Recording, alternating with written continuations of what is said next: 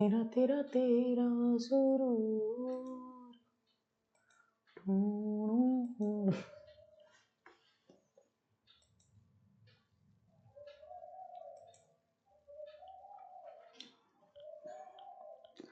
आ जाइए जनता। Very good.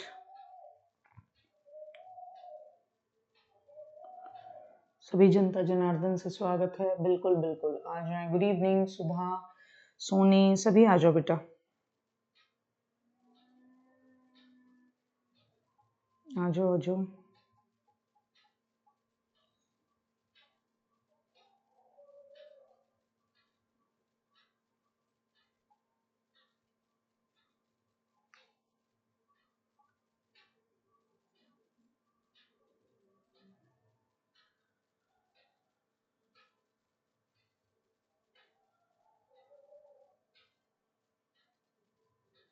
आ जाएं, जुड़ जाएं।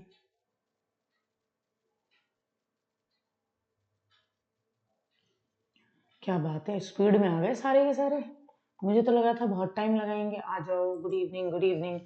हरे कृष्णा श्री राम राधे राधे। कैसन बा रे बबुआ। वॉइस एकदम मस्त है, टेंशन नहीं लेनी है। हाँ जी, और बताएं। एकदम बढ़िया। आ जाओ साहब, और बताओ, और बताओ।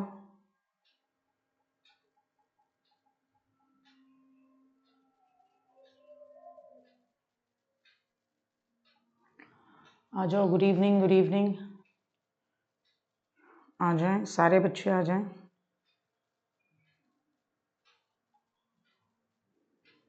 सब आ जाओ, पहले जल्दी से जुड़ जाओ।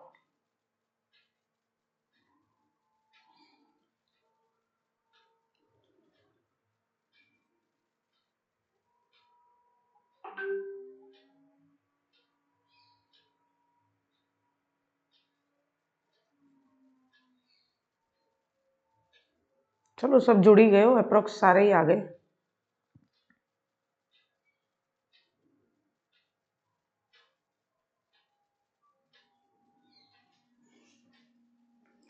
मैम क्लास 12 में इंग्लिश की पीडीएफ शो हो रही है। ओहो, ओहो, तो ये वाली बात तुमने हेल्पलाइन नंबर पे कॉल करके बताई कि ये गड़बड़ी हो रही है? कौन बताएगा इसको बात? बताओ, कौन बताएगा इस बात को? इस बात को तुम ही तो बताओगे। मैं एकदम बढ़िया हूँ, देख लो, नई टी शर्ट में हूँ तो समझ जाओ, आनंदित हूँ, मगन हूँ। चलो आ जाओ, पहले पढ़ाई करते हैं, फिर बातें करेंगे, ठीक है ना? तो वो जो पीडीएफ तुम बता रहे हो उसको चेंज करा लेना, ठीक है ना? उसको चेंज करा लेना। उसको आप हेल्पलाइन नंबर पे कॉल करके बता देना कि भाई यहाँ पे इंग्लिश की पीडीएफ डल गई है, तो वो उसको हैंड टू हैंड चेंज कर देंगे। कोई भी एक बच्चा, दो बच्चे कॉल करके बोल देना कि भाई ये जो है इसमें इंग्लिश की पीडीएफ डल गई है, फिर उसके बाद मैं इसको बोल दूंगी, ठीक है ना? आ जाए। अच्छा, पीडीएफ 1 से लिख लिया है तो ये भी सबसे बेस्ट है। पीडीएफ 1 में मेरी ही हैंड रिटन होंगे तो वो तो वहां डली ही होगी, है ना? चलिए आ जाओ। तो देखो, हम लोग बात कर रहे थे कल इंडिविजुअल डिफरेंसेस की, तो मेरी बात को ध्यान से समझते हुए बात को समझना कि हम सब लोग ना, एक व्यक्ति दूसरे व्यक्ति से अलग है। तो तुम इस बात को मानोगे, है ना? तुम इस बात को मानोगे कि हाँ दीदी देखो, मैं, आप, हम सब, कोई रुचि में अलग है, कोई अभिवृत्ति में अलग है। तो एक तो गुड़िया ने सबसे एंड में एक चीज पूछी थी कि दीदी रुचि और अभिरुचि में कोई अंतर होता है क्या? तो देख बेटा गुड्डा, रुचि और अभिरुचि सेम है। रुचि कह लो या कह लो अभिरुचि, इसका मतलब ही क्या होता है? रुचि कह लो या अभिरुचि कह लो, इसका मतलब होता है इंटरेस्ट। क्या मतलब होता है बेटा जी? इंटरेस्ट। और अभिवृत्ति जो होता है, अभिवृत्ति, वृत्ति का मतलब आपके अंदर किसी काम को करने के लिए क्या आपका दृष्टिकोण क्या है, एटीट्यूड बोलते हैं हम उसको, अभिवृत्ति। तो एक व्यक्ति दूसरे व्यक्ति से अलग है, आपका इंटरेस्ट अलग है ना? थोड़ा थोड़ा अलग नहीं, बहुत बहुत अलग है हम लोग।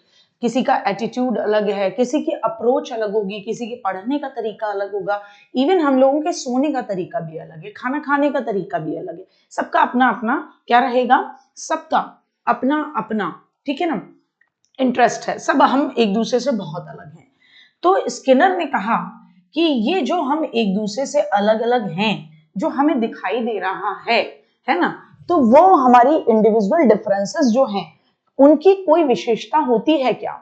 तो कहा कि भैया देखो, जो हम एक दूसरे से बिल्कुल कतई अलग अलग हैं, हाँ हम सबकी अलग अलग विशेषताएं हैं, यानी हम लोगों के बीच में जो डिफरेंसेस हैं उनकी कई विशेषताएं हैं। क्या कहेंगे?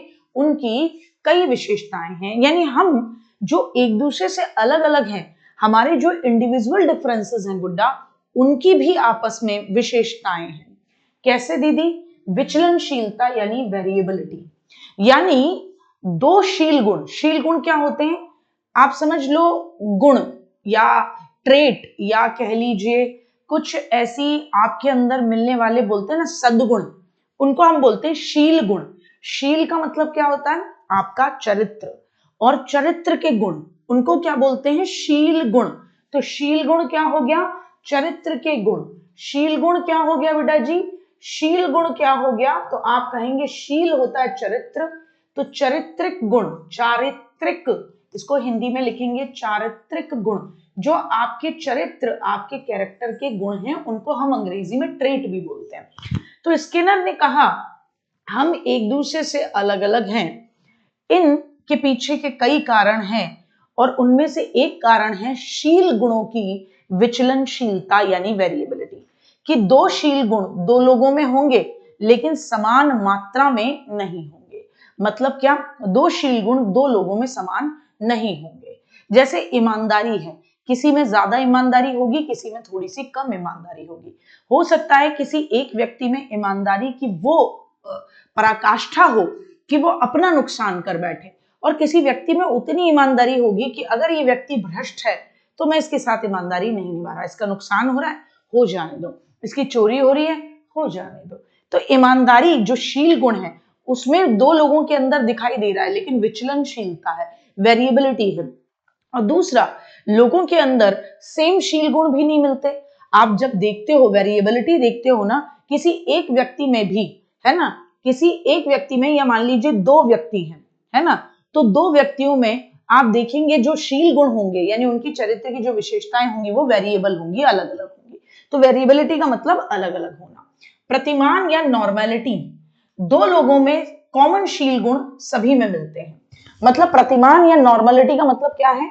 जो जनरल ट्रेट्स होती हैं, जनरल ट्रेट्स जो होती है वो सभी में मिलती है। नॉर्मेलिटी, प्रतिमान, है ना, या जो लोगों में सामान्य, दो लोगों की जगह लिखना, जो लोगों में सामान्य शील गुण सभी में मिलते हैं उनको बोलते हैं प्रतिमान, या शील गुणों की विशेषताओं में नॉर्मेलिटी कहते हैं। जैसे आप, मैं, हम सब में एक शील गुण जरूर होगा, कॉमन है, सामान्य है, दया भाव, करुणा, वरना हम इंसान कैसे रहेंगे बेटा?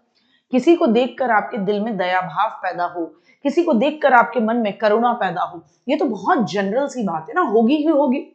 आप इसको ऐसे समझो, क्या ऐसा हो सकता है कि आप किसी व्यक्ति को, कोई किसी व्यक्ति को पीट रहा है, मार रहा है, उसके पड़ोस में कोई छोटा बच्चा रो रहा हो उसका, तो आपके मन में अपने आप ही दया, करुणा ये पैदा हो जाएंगी, ये आपके चरित्र के गुण हैं।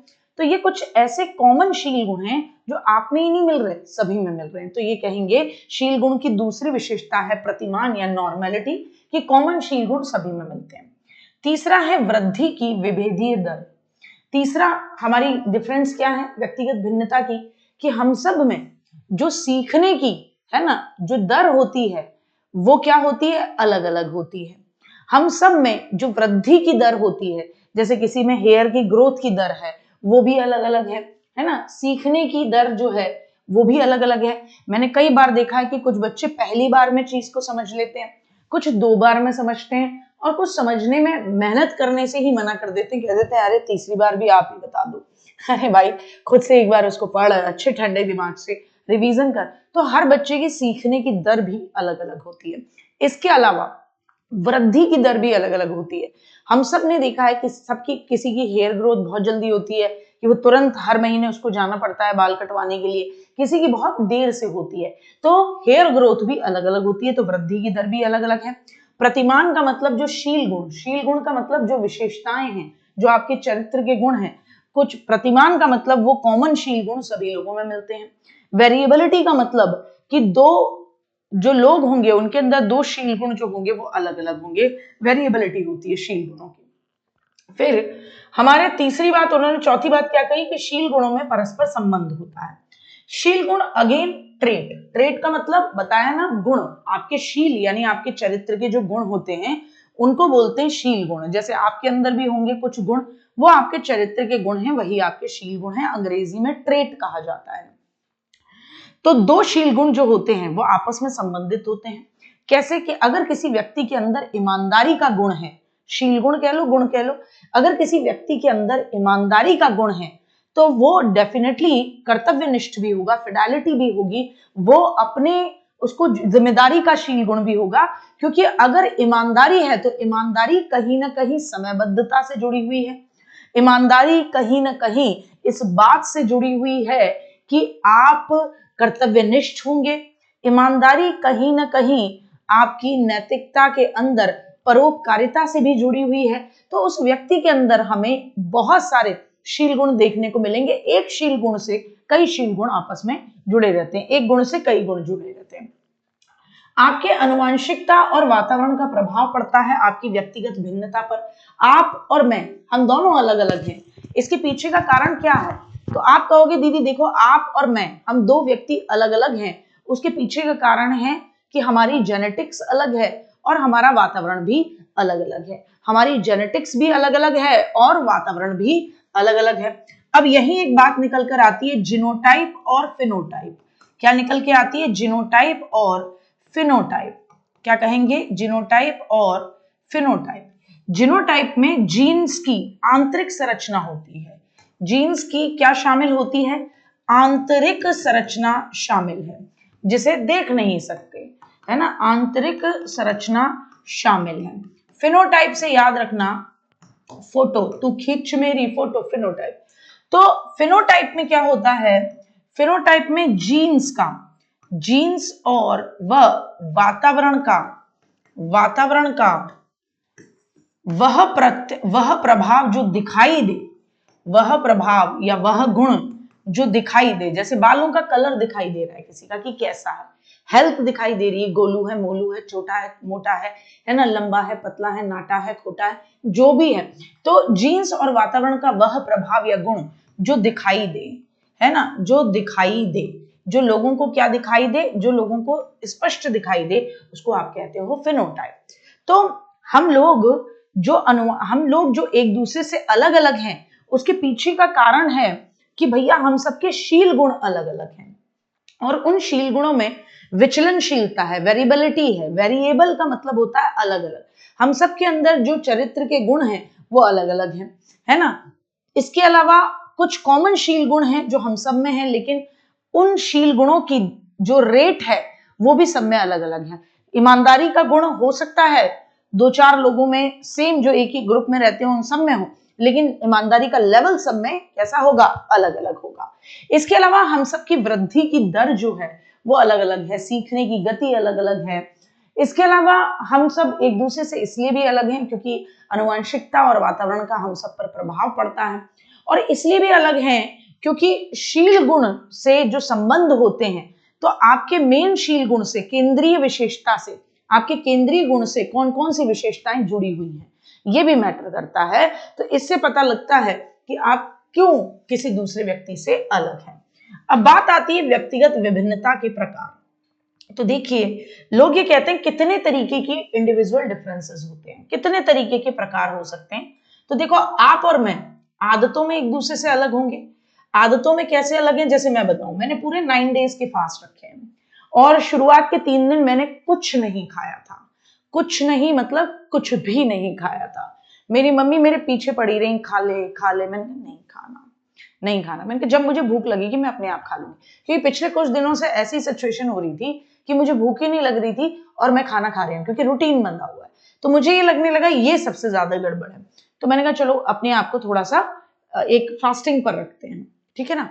फिर उसके बाद मैंने एक टाइम अपना शाम के समय पे वो कुछ भी लाइट, ऐसे नहीं जैसा जनरली हम लोग ठूस लेते हैं, दुनिया भर का ऑयल यहाँ तक आ जाए, चिप्स भी, पापड़ भी, केले और फ्रूट्स की चाट और एकदम बढ़िया मैंगो शेक और फिर उसके बाद में कूटू के आटे की पकौड़ियां, नहीं साहब, है ना, बहुत नॉर्मल, जैसे समा के चावल, गरिष्ठ भोजन विद दही, ठीक है ना, इस तरीके का मैंने अपना वो रखा। तो आप और मैं, हमारी आदतों में तो अलग हैं, है ना, आप अपने घर में अपने भाई बहनों से आदतों में अलग होगे, अचीवमेंट्स में भी अलग अलग हैं, कोई एक बच्चा टॉपर होता है ना, कोई जो होता है लास्ट आ रहा है क्लास में, तो हर व्यक्ति दूसरे व्यक्ति से अलग है, अचीवमेंट में अलग अलग है। मैंने अपने जीवन में 2 गवर्नमेंट जॉब लेके दोनों छोड़ दी, तो मेरा अचीवमेंट अलग है कि मैंने 2 गवर्नमेंट जॉब ली। आज मैं कह सकती हूँ ना, मैंने 2 गवर्नमेंट जॉब ली और ठसके से पढ़ाया और ठसके से छोड़ दी। जब मेरे को मन लगा कि नहीं छोड़ देनी है, तो मैंने उनको छोड़ दिया।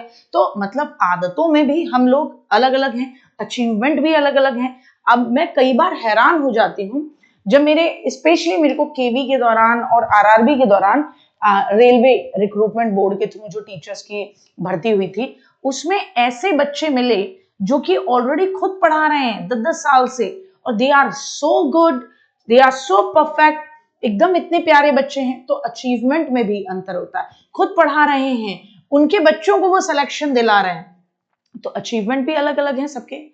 हम सबकी लर्निंग की गति अलग अलग है, आपको ज्यादा समय लगता होगा, मुझे थोड़ा कम समय लगता है, मेरे पढ़ने का तरीका अलग है, आपके पढ़ने का तरीका अलग है, हम सबका रुचि अलग अलग है ना, और हम सबकी, याद रखना, हम सबकी रुचि अलग अलग है। अभिवृत्ति, अभिवृत्ति, अभिवृत्ति क्या होती है? Attitude.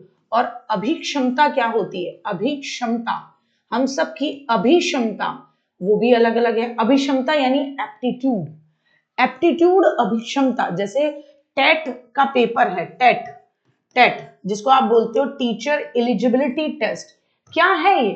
Teacher eligibility, eligibility, teacher eligibility, teachers का ये जो एलिजिबिलिटी टेस्ट है, ये जो टेट है, ये क्या चेक करता है? आपकी एलिजिबिलिटी, क्षमता चेक करता है, आपका एप्टीट्यूड चेक करता है कि क्या आपके अंदर वो क्षमता है जो एक टीचर में होनी चाहिए। जब वो आपसे प्रश्न पूछता है इस तरीके के कि भैया अगर आपकी क्लास में ये चल रहा होगा तो आप क्या करेंगे, तो ये जो प्रश्न पूछे जाते हैं ना गुड्डा, ये जो प्रश्न आपसे पूछे जाते हैं, स्पेशली जब हम और आप सीटेट का एग्जाम देते हैं, और उस सीटेट के एग्जाम में जब हम वो प्रश्न देखते हैं कि किस तरीके के क्वेश्चन पूछे जाते हैं कि अगर आपकी कक्षा में बच्चा ब्लाब्लू कर रहा होगा तो आप क्या करेंगे, और फिर आप जवाब देते हैं, 4 ऑप्शंस में से ये वाला बेस्ट लगता है, तो वो आपकी क्या चेक करना चाहते हैं? एप्टीट्यूड, अभिक्षमता चेक करना चाहते हैं।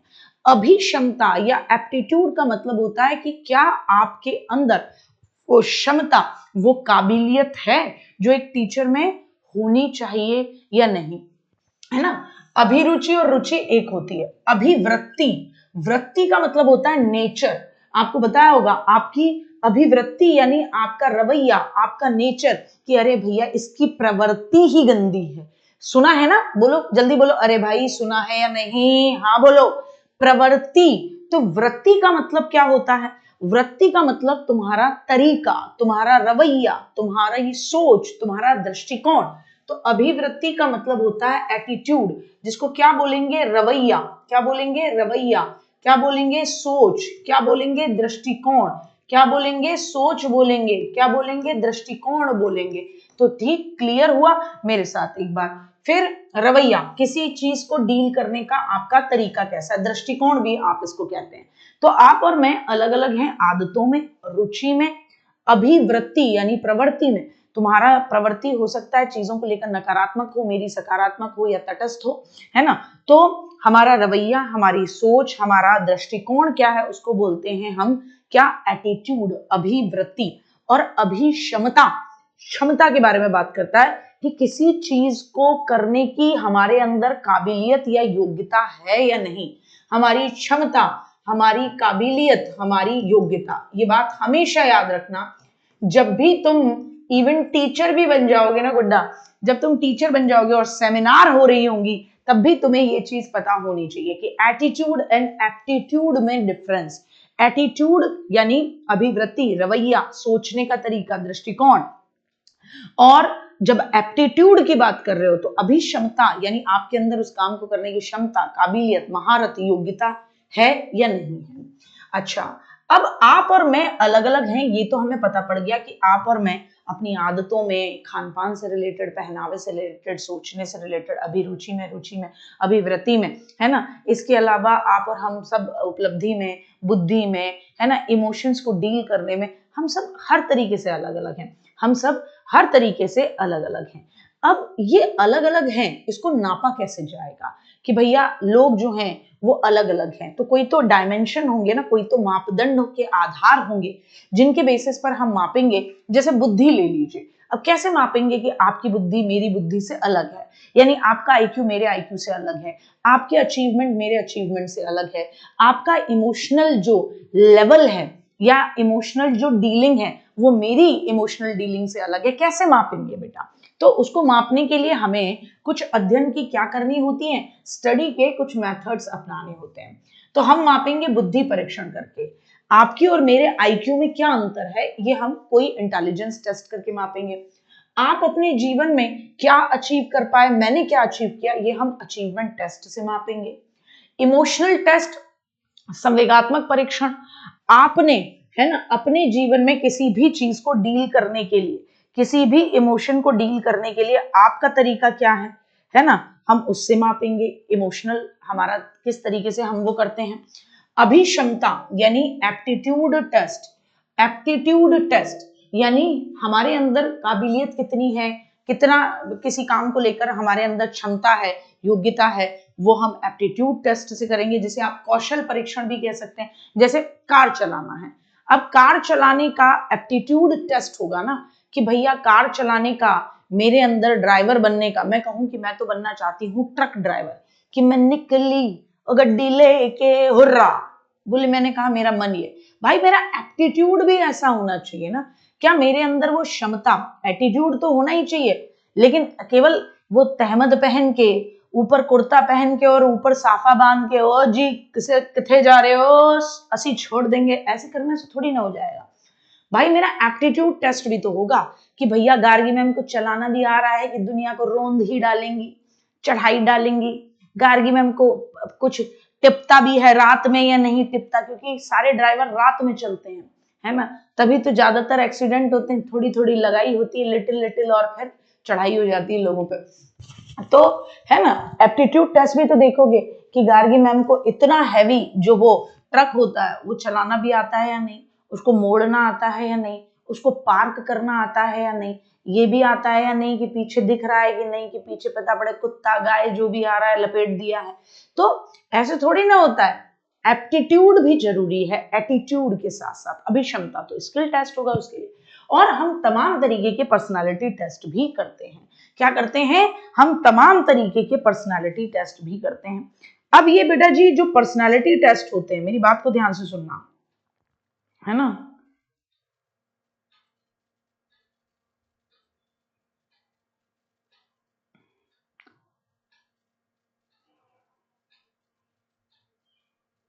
कोई दिक्कत?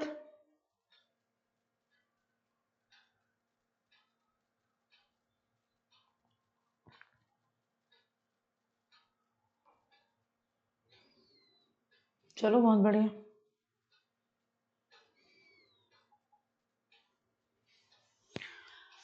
हाँ जी, हाँ, तो हम सबकी पर्सनालिटी भी अलग अलग है, तो पर्सनालिटी के टेस्ट से भी पता लगेगा। आगे बढ़ते हैं। अब देखिए भैया, हमने ये बताया कि इन इन तरीकों से हम स्टडी करेंगे कि एक व्यक्ति दूसरे व्यक्ति से अलग है। बहुत अच्छी बात है। अब हमें ये पता लग गया कि आईक्यू में दो लोग अलग हैं, अचीवमेंट में पता लग जाएगा, अचीवमेंट किसी का मैथ्स में अच्छा अचीवमेंट है, किसी का साइंस में बहुत अच्छा अचीवमेंट है। हमें इसके अलावा ये भी पता लग गया बेटा जी कि, है ना, इमोशनल बैलेंस लोगों में अलग अलग है, तो इमोशनल टेस्ट आपने करा दिया, स्किल टेस्ट आपने करा दिया, किसी की कॉम्पिटेंसी, अभिक्षमता या एप्टीट्यूड चेक करने के लिए आपने चेक करा दिया। अब आप जानते हो कि दो बच्चे एक क्लास में पढ़ेंगे, उनकी रुचि अलग होगी। आप ये भी जानते हो कि दो बच्चे जो क्लास में पढ़ेंगे उनकी अभिक्षमता अलग अलग होगी। ये सब आपको पता पड़ गया। लेकिन क्योंकि आप एक अच्छे टीचर हो, आप चाहते हो कि मेरी क्लास में हर बच्चा बेहतरीन तरीके से क्या करे, है ना, परफॉर्म करे, आप ये चाहते हो। तो इसको ध्यान में रखते हुए, इंडिविजुअल डिफरेंस को सपोर्ट करते हुए, आपने पढ़ाने के क्या एक ही तरीका पूरी क्लास के लिए सेम चलाना है, या बच्चों की जरूरत के हिसाब से पढ़ाने के तरीके में परिवर्तन करना होगा। तो इंडिविजुअल डिफरेंसेस को ध्यान में रखने वाली कुछ हमारे देश के अंदर, विश्व के अंदर टीचिंग मेथड्स हैं कि टीचर जब ये जान जाए कि बच्चों में इंडिविजुअल डिफरेंसेस हैं तो वो पढ़ाने के लिए वही ट्रेडिशनल तरीका यूज न करे कि लेक्चर मेथड से पढ़ाया और छोड़ दिया, वो कुछ एक्स्ट्रा एफर्ट भी डाले जिससे हर बच्चे का फायदा हो जाए। तो व्यक्तिगत विभिन्नता पर आधारित एक शिक्षण विधियां हैं, उनमें से एक है डाल्टन। देखो मैं याद कराऊंगी, इनके नाम पूछ लेता है कि डाल्टन विधि कौन लेकर आया। तो देखो डाल्टन, सलमान खान की एक दूसरी मम्मी है जिसका नाम है हेलन, अपने जमाने की गजब की कैबरे डांसर थी। तो हेलन पार्क में मेरे गले में हाथ डालकर डांस कर रही हैं, क्या कहेंगे? डाल्टन विधि। डालो हाथ कहां? मेरे गले में, और फिर क्या करो? Parkhurst, Helen Parkhurst, Helen madam ने मेरे गले में हाथ डाला हुआ है और हम पार्क में क्या कर रहे हैं? डांस कर रहे हैं। तो डाल्टन विधि हेलन पार्कहर्स्ट, बोलो अपने अपने घर में, डाल्टन विधि हेलन पार्कहर्स्ट। अरे भाई समझ में आया या नहीं? डाल्टन विधि हेलन पार्कहर्स्ट लेकर आई मैडम। इन्होंने कहा भैया देखो टाइम टेबल बांध देते हैं तो मामला बेकार हो जाता है, बच्चे को जिस सब्जेक्ट में जितना मजा आए वो उस सब्जेक्ट को उतनी देर पढ़े, टाइम टेबल की रिजिडनेस नहीं होनी चाहिए। तो इन्होंने कहा कोई टाइम टेबल नहीं होना चाहिए, बच्चे को स्वतंत्र रखो, हर सब्जेक्ट की लैब होगी तो बच्चा प्रैक्टिकल तरीके से उसे सीखेगा। बच्चा जब तक चाहे उस सब्जेक्ट को पढ़े, जब तक चाहे उस सब्जेक्ट को पढ़े, कोई टाइम टेबल नहीं होना चाहिए। तो हेलन मैडम जब तक चाहें तब तक डाल्टन यानी गले में हाथ डालकर नाचे, मुझे कोई दिक्कत नहीं है। यानी उन्होंने कहा कोई टाइम टेबल नहीं होना चाहिए, बच्चा जिस सब्जेक्ट को जब तक पढ़ना चाहे तब तक पढ़े, बच्चे को फ्रीडम दीजिए, और हर सब्जेक्ट की लैब होगी तो बच्चा उसको प्रैक्टिकल तरीके से पढ़ेगा, उसको मजा आएगा। डन। डाल्टन विधि। प्रोजेक्ट विधि बहुत इंपॉर्टेंट है। प्रोजेक्ट विधि किलपैट्रिक, इसको प्रयोजन विधि भी बोलते हैं, प्रोजेक्ट विधि बोलते हैं। किलपैट्रिक, आपने प्रोजेक्टर पर देखा कि किसी ने पैट्रिक को किल कर दिया चाकू मार मार के, आपने प्रोजेक्टर पर देखा ओ किसी ने पैट्रिक को किल कर दिया। तो प्रोजेक्टर विधि या प्रयोजन विधि क्या कहेंगे? किल पैट्रिक। ये विधि ये कहती है कि आप अपने बच्चों को करके सीखना, क्या करोगे? आप अपने बच्चे को करके सीखना, मतलब आप उसको खुद काम दीजिए, उनको करके वो सीखेगा, यानी लर्निंग बाय डूइंग होगी। क्या होगी? लर्निंग बाय डूइंग होगी। क्या होगी बेटा जी? लर्निंग बाय डूइंग होगी। बच्चा काम करके सीखेगा। क्या करके सीखेगा? काम करके सीखेगा, लर्निंग बाय डूइंग। तो प्रोजेक्ट विधि में किलपैट्रिक साहब ये कहते हैं कि हमें परिस्थितियां पैदा करनी होगी। क्या पैदा करना होगा? हमें परिस्थितियां पैदा करनी होगी जिसके अंदर बच्चा अपना दिमाग लगा के उस विषय पर प्रोजेक्ट बनाएगा, और वो विषय ऐसा होना चाहिए जो बच्चे के प्रैक्टिकल जीवन से जुड़ा हो। तो टीचर का काम है कि ऐसी परिस्थितियां पैदा करे कि बच्चा खुद से चीजों को खोज के करके सीखे, है ना। तो खुद सामाजिक वातावरण को क्या करके, खुद सामाजिक वातावरण को कंप्लीट करके, फुलफिल करके सीखो, यानी करके सीखने पर बल है। जिस समाज में आप रह रहे हैं उस सामाजिक वातावरण में आपके लिए टीचर ऐसी परिस्थितियां पैदा करेगा जिसमें आप रटने की जगह खुद से चीजों को समझकर और फिर करना शुरू करेंगे। तो करके सीखो पर बल है। मेरे साथ बोलो, करके सीखो पर बल है। ड्रैकली, क्या कहोगे? ड्रैकली विधि कौन लेकर आया? ओविड ड्रैकली। कौन लेकर आया गुड्डा? ओविड ड्रैकली। ड्रैकली से याद ही रहेगा ओविड ड्रैकली, ड्रैकुला। तो ड्रैकुला वाली ड्रैकली विधि, ओविड ड्रैकली, जीवन के लिए जीवन द्वारा शिक्षा, ये इंपॉर्टेंट कोटेशन है। ड्रैकली विधि कहती है कि आप लाइफ से ही लाइफ स्किल सिखाइए ना।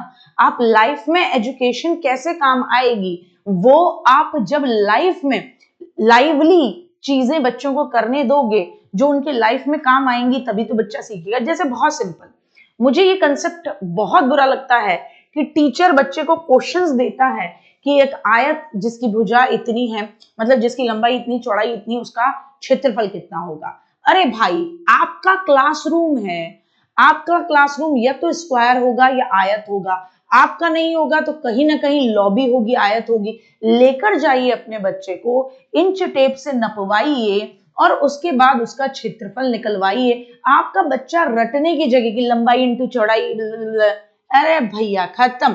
आपका बालक स्वयं से 2 × L + B करवा रहे हो परिमाप में, लंबाई इंटू चौड़ाई करा रहे हो क्षेत्रफल में, आपका बालक 2 मिनट में खुद से उसको समझ लेगा। तो ड्रैकली विधि ये कहती है जीवन के लिए जीवन द्वारा शिक्षा, यानी शिक्षा ऐसी होनी चाहिए जो लाइफ के लिए यूजफुल हो, तो लाइवली होनी चाहिए, किताबी नहीं होनी चाहिए। बच्चों का विभाजन, बच्चों का ग्रुप बनाओ, उनके इंटरेस्ट के अकॉर्डिंग, उनकी क्षमता के अकॉर्डिंग, और जिसको जो पसंद है वो करने दो, जिसके अंदर जो क्षमता है वो करने दो। आपको पता है आप सब में इतनी क्षमताएं होंगी जिनको आप भी नहीं जानते होंगे। 101% गुड्डा, आपके अंदर बहुत सारी क्षमताएं होंगी जिनको आप भी नहीं जानते होंगे। और आपकी वो क्षमता क्यों मर गई गुड्डा? क्योंकि आपकी उस क्षमता को किसी ने नहीं समझा। आप बचपन में, है ना, आपके अंदर ऐसा रहा होगा कि आप में से बहुत सारे बच्चे, सबका अपना अपना इंटरेस्ट होता है, किसी का इंटरेस्ट रहा होगा बचपन के अंदर कि वो अपनी चीजों को फाइंड आउट करे, है ना, मैकेनिकी करता होगा कि इसको तोड़ूं, उसको फाइंड आउट करूं, इसमें क्या है, इसको खोलूं, उसको करूं। तो बच्चा ये हरकतें क्या करता होगा, अपने अकॉर्डिंग करता होगा। तो उसके अंदर क्षमता थी कि वो मैकेनिज्म को समझ सकता था, उसको साइंस में मजा आता था, वो ये भी कर सकता था। ठीक है ना। मुझे लगता है कि फालतू की बात करने वाले बच्चे, फालतू में बातें बतियाने वाले ज्यादा आ जाते हैं, तो मुझे वापस से इसको इनेबल कर देना चाहिए, है ना, डिसेबल कर देना चाहिए, है ना, क्योंकि ये कोई लॉजिकल बात तो पूछी नहीं जा रही है, टॉपिक से रिलेटेड कुछ नहीं है ना। तो मुझे लगता है मुझे वापस से डिसेबल करना चाहिए ना। हाँ, है ना, करना चाहिए, बिल्कुल करना चाहिए। अभी करती हूँ, रुक जाओ, है ना। तो ताकि जिनका जो नॉर्मल क्वेश्चन है वो आ जाए, जो टॉपिक से रिलेटेड है, आ जाओ। तो अब साहब क्या हुआ, एक बहुत जबरदस्त बात हो गई। अब सिचुएशन क्या हो गई भाई, हम सब के अंदर अलग अलग क्या थी, क्षमता थी। हम सब के अंदर क्या क्या थी, अलग अलग क्षमताएं थी। लेकिन हमें अपनी क्षमता के अकॉर्डिंग, हमें अपनी रुचि के अकॉर्डिंग जोड़ा नहीं गया। तो ये एक गड़बड़ है, ठीक है ना साहब। तो ड्रैकली विधि ये है बेटा, मैंने अभिक्षमता और अभिरुचि, है ना, अभिवृत्ति, दोनों में अंतर बता दिया। क्लास को शुरुआत से देखा करें, 36 मिनट बाद देखी गई क्लास में ऐसा नहीं हो सकता कि आप जो चाहें उसको टीचर 10 बार बताए, बल्कि मैंने 4 बार बताया, लगा के 4 बार बताया। मैं कोई खुद ही स्कोप नहीं छोड़ती। आ जाओ, ठीक है ना। तो क्लास शुरू से देखा करें बेटा जी, प्लीज क्लास शुरू से देखेंगे, समय से देखेंगे तो कोई दिक्कत नहीं होगी। फिर किंडरगार्टन विधि फ्रोबेल। अच्छा, गार्डन में क्या खिलते हैं, फूल खिलते हैं, तो किंडरगार्टन विधि किसकी, फ्रोबेल की। किंडरगार्टन विधि किसकी बेटा जी, फ्रोबेल की। तो ये कहते हैं बच्चे को खेल खेल में शिक्षा दो। ये कहते हैं स्कूल क्या होना चाहिए, स्कूल क्या है, तो ये कहते हैं स्कूल एक बगीचा है। स्कूल क्या है, तो किंडरगार्टन विधि में कहते हैं कि स्कूल क्या है, एक बगीचा है। क्या है, स्कूल एक बगीचा है। और टीचर क्या है, एक माली है। टीचर क्या है बेटा, माली। और बच्चा क्या है, बच्चा फूल है। वो वाला फूल नहीं, बच्चा फूल है, फ्लावर है। तो किंडरगार्टन, तो जैसे बच्चा गार्डन में खेलने के लिए जाता है ना, जैसे बच्चा गार्डन में खेलने के लिए जाता है, उतनी ही खुशी उसको स्कूल जाने में होनी चाहिए। तो किंडरगार्टन विधि खेल के द्वारा बच्चे को सिखाना है चाइल्ड सेंट्रिक एजुकेशन। वेनेटिका विधि, मेरे साथ बोलो, वेनेटिका विधि किसकी है, Carlton Bashburn. Carlton Bashburn, Venetica विधि किसकी, Venetica, Carlton Bashburn, Carlton Bashburn, Carlton Bashburn, Carlton Bashburn, Carlton Bashburn. Venetica, van में बैठ के टिका ली, कार्ल टर्न, और टर्न जो था वो मिस हो गया, अब बाशबर्न, उसी में बैठे बैठे जलने का मामला आ जाएगा। कार्ल टर्न बाशबर्न, कार्ल टर्न बाशबर्न, है ना। वेनेटिका, वैन में बैठ के जो टिकाएगा उसका टर्न क्या हो जाएगा, कार्ल हो जाएगा। बट मतलब टर्न जो है वो काल का आ जाएगा, ऐसे समझ लो। और क्या हो जाएगा, बाशबर्न, एकदम कतई बर्न हो जाएगा। बहुत सारे एक्सीडेंट हमने देखे, ठीक।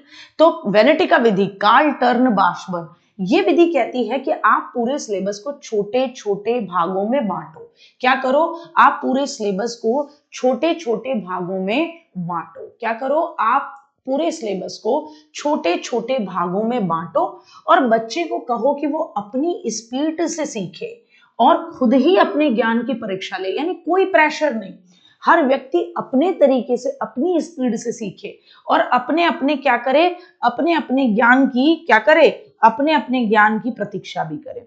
क्या करे? अपनी अपनी स्पीड से सीखे और अपने अपने ज्ञान की क्या करे? प्रतीक्षा करे।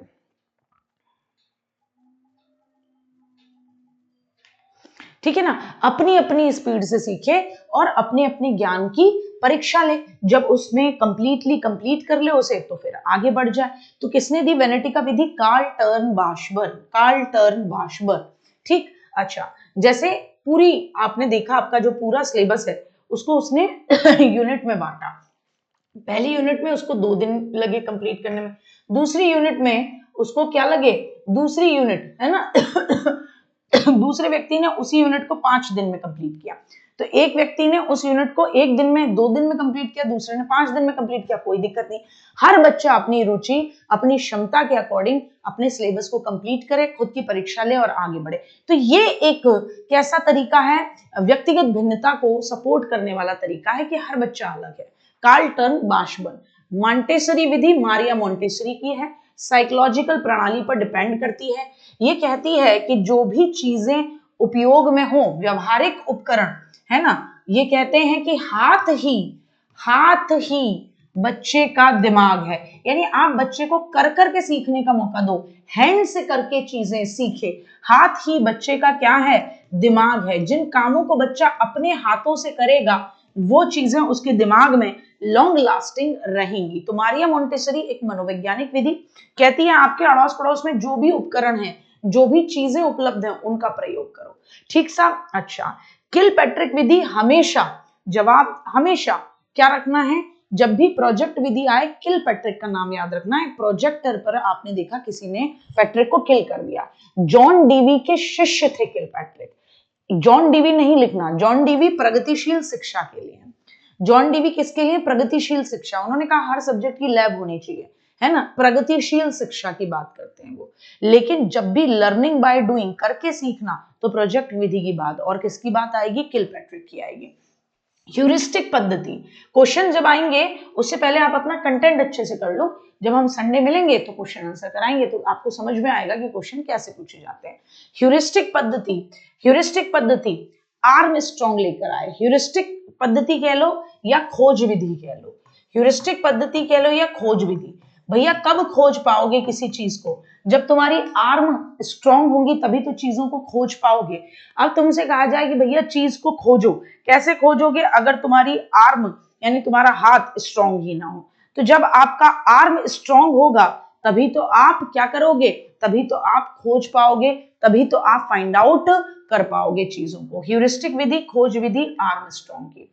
इसमें मैंने खोज लिया, बच्चे को टीचर कहता है कि भैया खुद से चीजों को खोज, तो वो उसके सामने ऐसे प्रश्न, ऐसी समस्याएं रखता है कि बच्चा चीजों को खुद से खोज कर, है ना, खुद से ऑब्जर्व, निरीक्षण करके फिर ज्ञान प्राप्त करता है। फिर क्या करता है? ज्ञान प्राप्त करता है। बेसिक शिक्षा प्रणाली महात्मा गांधी लेकर आए थे। इन्होंने कहा कि एजुकेशन फ्री और कंपलसरी होनी चाहिए। प्राइमरी एजुकेशन तो कम से कम ऐसी हो जो निशुल्क हो, हर व्यक्ति को मिले, बिना पैसों के मिले और अनिवार्य मिले, और हस्तकला पर आधारित हो। बच्चों को हाथ का हुनर सिखाइए और मातृभाषा होनी चाहिए इस एजुकेशन को सिखाने में। आपका व्यक्तिगत भिन्नता चैप्टर समाप्त होता है। ध्यान से सुनेंगे। स्किनर साहब ने व्यक्तिगत विभिन्नता की कुछ विशेषताएं बताई।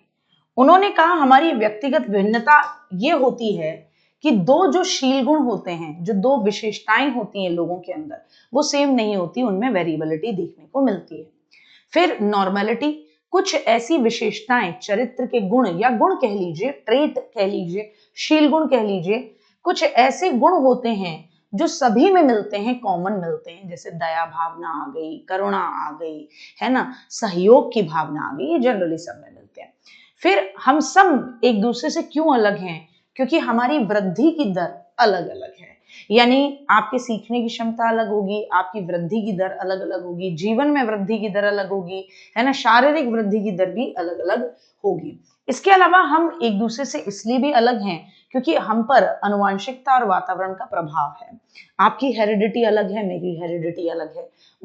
मुझे एक अलग तरीके का वातावरण मिला, आपको एक अलग तरीके का वातावरण मिला। और हमारे जो बेसिक केंद्रीय शील गुण जो है, यानी मेरा अगर बेसिक शील गुण है जैसे मेरा बेसिक शील गुण है ईमानदारी, तो मेरे बेसिक शील गुण से कौन कौन से शील गुण जुड़े हुए हैं? तो मेरे अंदर ईमानदारी है, तो मेरे अंदर कर्तव्य निष्ठा भी है, मेरे अंदर परोपकार की भावना या दया भावना भी है। हो सकता है किसी के अंदर ईमानदारी का शील गुण हो, पहली बात तो उसकी जो लेवल होगा वो क्या है, वो क्या मेरे ही बराबर ईमानदार है, मुझसे ज्यादा है या मुझसे कम है। दूसरा, उसके ईमानदारी के बेसिक गुण के साथ और कौन कौन से गुण या शील गुण जुड़े हुए हैं। हो सकता है किसी के अंदर ईमानदारी के साथ कर्तव्य निष्ठा जुड़ा हो, परोपकारिता न जुड़ा हो, दया भाव न जुड़ा हो सकता है कि, है ना, हर तरीके के शील गुण। अब आप और मैं अलग अलग कैसे हैं? आप और मैं अलग अलग इसलिए हैं बेटा जी, क्योंकि आदतों में आप और मैं अपनी अपनी क्या कहना चाहिए, व्यवहार में आप और मैं अपने अपने उपलब्धि अचीवमेंट में अलग अलग हैं। आपको एक अलग तरीके की आपके नंबर आते होंगे, मेरे एक अलग तरीके के नंबर आते रहे हैं। आप और मैं अभिरुचि या रुचि यानी इंटरेस्ट में अलग अलग हैं। आप और मैं अभिक्षमता, अभिक्षमता अभिक्षमता का मतलब एप्टीट्यूड, यानी आपके अंदर जो महारत, आपके अंदर जो योग्यता, आपके अंदर जो कौशल, या कह लीजिए आपके अंदर जो क्षमता है, वो मेरी क्षमता से अलग होगी। आपकी स्किल और मेरी स्किल अलग अलग होगी। तो अभिक्षमता यानी किसी काम को करने की क्षमता आपके अंदर, किसी काम को करने की महारत, किसी काम को करने की योग्यता, किसी काम को करने का हुनर, कौशल आपका अलग है, मेरा अलग है, इसी को एप्टीट्यूड कहते हैं। एटीट्यूड अभिवृत्ति, प्रवृत्ति से मिलता जुलता शब्द है अभिवृत्ति। तो अभिवृत्ति, आपकी अभिवृत्ति, आपका नेचर अलग है, आपका किसी काम को करने का रवैया, दृष्टिकोण अलग है, मेरा अलग है, तो इसको बोलते हैं अभिवृत्ति।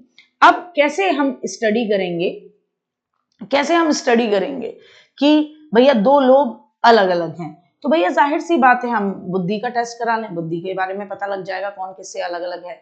हम अपना इमोशनल परीक्षण करा सकते हैं, संवेगात्मक परीक्षण से पता लग जाएगा, एप्टीट्यूड टेस्ट, स्किल टेस्ट से पता लग जाएगा, पर्सनालिटी टेस्ट से पता लग जाएगा, अचीवमेंट टेस्ट से पता लग जाएगा कौन किस में अलग अलग है।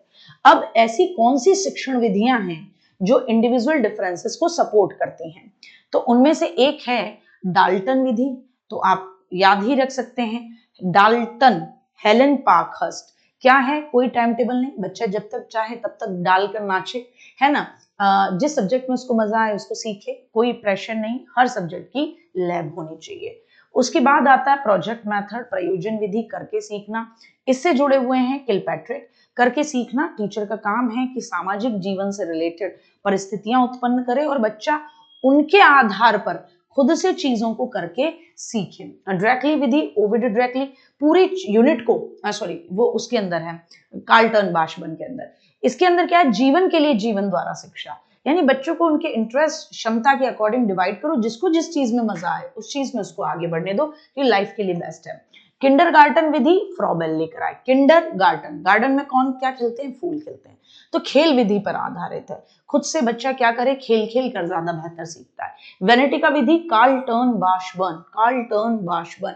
तो वेनेटिका विधि क्या कहती है बेटा जी? वेनेटिका विधि ये कहती है कि भैया देखो, बच्चों को अपने अकॉर्डिंग पूरी यूनिट को डिवाइड करने दो, पाठ्यक्रम को डिवाइड करने दो, अपनी गति से सीखे और अंत में अपनी ही, है ना, जो भी उसकी योग्यता है उसका टेस्ट ले ले, फिर आगे बढ़ जाए। ठीक। अच्छा, मोंटेसरी विधि, मारिया मोंटेसरी, ये कहती हैं कि भैया हाथ ही बच्चे का क्या है? मस्तिष्क है, हाथ ही सबसे बड़ा मास्टर है, तो बच्चा करके सीखे, जैसे महात्मा गांधी कहते हैं।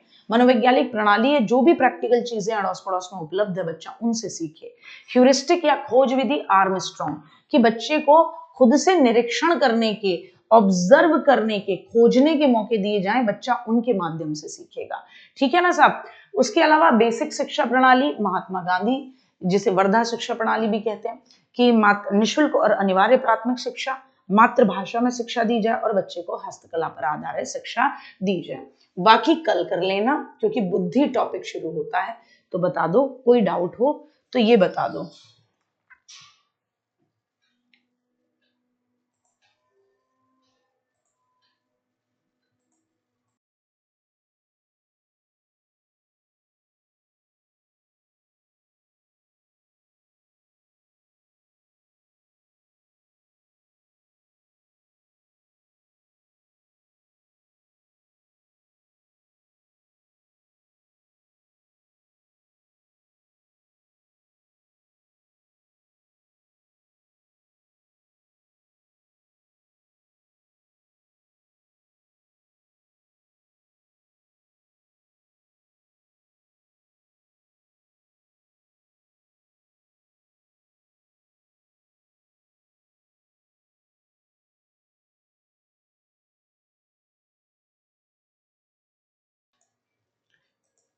कोई डाउट नहीं, कोई दिक्कत नहीं, बहुत बढ़िया। अच्छा मैम जी, आप छोड़ती ही नहीं डाउट। बच्चा कहता है चांद मेरे पीछे आता है, उसका उत्तर एनिमिज्म क्यों होगा? क्योंकि चांद निर्जीव है बेटा जी, इसीलिए हम उसको किस में लेके चलेंगे? एनिमिज्म में लेके चलेंगे। ईगो सेंट्रिसिज्म का मतलब अलग अलग एग्जाम में ना अलग अलग तरीके से पूछा जाता है। अब इस बात को बहुत गहरता से समझना। ईगो सेंट्रिसिज्म दो तरीके से पूछा जाएगा। एक तो ये पूछा जाएगा कि बच्चा वो वाला कि बच्चा गर्दन हिला रहा है, उसको लग रहा है सामने वाला उसको देख रहा है, यानी बच्चा जो है वो दूसरों का पॉइंट ऑफ व्यू समझने की जगह है ना असमर्थ है। बच्चा जो है वो ये सोचता है कि जैसा मैं सोचता हूं वैसा ही दूसरा व्यक्ति सोचता होगा, इसको हम ईगोसेंट्रिसिज्म कहते हैं। और एनिमिज्म का मतलब चलता है, रस्सी ने मुझे आउट करा दिया। इसका मतलब क्या माना जाता है कि भैया ये निर्जीव वस्तुओं को क्या समझ रहा है? सजीव समझ रहा है। ठीक है ना? और कोई बात बेटा जी? हाँ, पहले मैं ये सोच रही थी कि 27 को मेरे घर में नौमी होगी तो मैं नौमी की छुट्टी रख लूंगी। अब नौमी को डीएलएड की मेरी मैराथन है, सेकंड सेमेस्टर और फोर्थ सेमेस्टर वाले की। ड्रैकली विधि किसकी है समझाया नहीं। अच्छा बेटा, अच्छा समझ नहीं आया। ओविड ड्रैकली, ड्रैकली विधि किसकी है? ओविड ड्रैकली। बेटा अभी आने तो दो, पहले करा दूं प्रक्षेपी और अप्रक्षेपी, है फेंक दूं तुम्हें पहले ही? भाई व्यक्तित्व टॉपिक में आएंगे, अभी तो बुद्धि टॉपिक चलेगा आपका। ठीक है ना? 2 आवर क्लास तब चलेगी बेटा जो मेरी 3 बजे वाली क्लास जो चल रही है ना, सुपर टेट में लाइफ स्किल की, जैसे ही वो कंप्लीट होती है फिर आपकी 2 घंटे की क्लास चलेगी। तो मैं 2 घंटे आपको दिया करूंगी, तो हम क्या है अप्रैल तक में पूरा एक एक चीज करके खत्म कर लेंगे, एक एक चीज जबरदस्त तरीके से समझ लेंगे। ठीक है ना? और एकदम बढ़िया तरीके से उसको मामला बन जाएगा। तो हमारा क्या रहेगा, रिवीजन का बहुत टाइम मिलेगा। फिर मैंने तुम्हारे लिए कुछ ऐसा सरप्राइज रखा है कि इस चैनल से पढ़ने वाला जो मेरा बच्चा है, बेटा रुक जाओ, कोई बहुत ज्यादा जल्दी पे है, मैं उसको पहले ब्लॉक करूं, है ना? एकता, आपको ब्लॉक करना मुझे ज्यादा ठीक लगा, मतलब आप बोलने की आजादी आपकी खत्म होती है क्योंकि आप क्लास के साथ चलना नहीं चाहती। आपको ये पूछना है कि मैं 10वां जो चैप्टर है वो कब कराऊंगी, ये नहीं है कि जो हम पढ़ रहे हैं उस पर चढ़े कि प्रक्षेपी विधि अप्रक्षेपी कब कराओगी, अच्छा 16 पीएफ कब कराओगी। फालतू का कम्युनिकेशन नहीं करना, मतलब सेंसिबल बच्चा बनना है। ठीक है ना? तो कुछ ऐसा दूंगी जो 101% जिसने मेरी क्लासेस करी और जिसने जो वो मैं देने वाली हूं वो किया और बाकी यूट्यूब पर मेरा प्रैक्टिस सेट किया, तो उसके बाद उसकी 101% आपकी बहन की गारंटी है कि तुम एक अच्छे सीडीपी के स्टूडेंट नहीं टीचर बन जाओगे। चलो ठीक है, चलो बाय बाय, मिलते हैं फिर। ठीक है ना? कैसे अभिक्षमता को कैसे जान सकते हैं बताइए? अभिक्षमता को कैसे जान सकते हैं बेटा जी? तुम अपना एप्टीट्यूड टेस्ट कराओ कि तुम्हारा इंटरेस्ट किस में है, फिर देखो जिसमें तुम अपना इंटरेस्ट बताते हो उसमें तुम्हारी क्षमता स्किल कितनी है, उस फील्ड में बाकी लोगों ने कहां तक काम किया है और तुम कहां तक काम कर रहे हो, तो हम अपनी अभिक्षमता को जान सकते हैं। और आप उस पर लगातार मेहनत करोगे तो अपनी अभिक्षमता को बढ़ा भी सकते हो। ठीक है ना गुड्डा? चलिए बाय बाय। चलिए बेटा जी बाय बाय।